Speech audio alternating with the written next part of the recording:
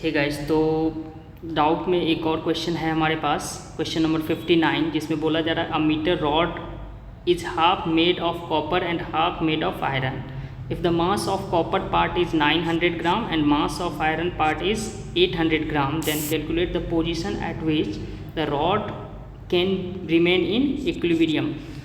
तो यदि अपने को इक्विलिब्रियम में लाना है तो मतलब उसके अबाउट मोमेंट ऑफ फोर्स क्या हो जाना चाहिए, जीरो. मैं इस क्वेश्चन को यहाँ पे सॉल्व करता हूँ. सपोज़ कि हमारे पास एक 1 मीटर का रॉड है जिसका कि हाफ पार्ट जो है वो आयरन का है और हाफ पार्ट जो है वो कॉपर का है. ओके, तो ये पार्ट हम लोग कॉपर का कंसीडर कर लेते हैं और ये पार्ट जो है ये आयरन का कंसीडर कर लेते हैं. तो इसका मास है 900 ग्राम और इसका मास है 800 ग्राम. तो जो 900 ग्राम होगा वो कहाँ पे एक्ट करेगा, तो इस पार्ट का जो सेंटर ऑफ मास होगा वहाँ पे एक्ट करेगा. या फिर हम इसका वेट यदि देखें तो इस पार्ट का जो सेंटर ऑफ ग्रेविटी होगा वो एग्जैक्ट बीच में होगा. तो यहाँ पे आपका एक्ट करेगा क्या, 900 ग्राम फोर्स. ठीक है. सिमिलरली इसका मास जो है वो 800 ग्राम दिया है, तो इसका जो सेंट्रल पार्ट होगा वो ये होगा और यहाँ पे एक्ट करेगा 800 ग्राम फोर्स. राइट. अब इधर का यदि ये दोनों तरफ इक्वल मास रहता तो वो सेंटर पे 50 जो मार्क आएगा, ये जो 50 सेंटीमीटर का मार्क आएगा, ये यदि 0 है और इसको हम 100 कंसीडर करें तो 50 सेंटीमीटर के मार्क पे इक्विलिब्रियम आना चाहिए था जब दोनों तरफ इक्वल मास रहता.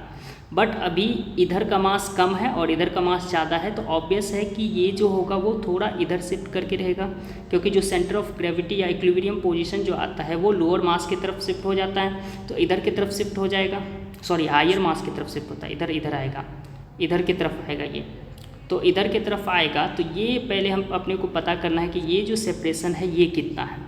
ये सेपरेशन आपका जो आएगा ये कितना आएगा, तो ये इसको यदि हम 50 सेंटीमीटर दिया हुआ है तो ये पॉइंट जो होगा वो यहाँ से 25 पे होगा और ये भी कितने पे होगा, 25 पे होगा. एग्जैक्ट बीच में दोनों होगा क्योंकि ये इस दोनों बॉडी का सेंटर ऑफ ग्रेविटी है.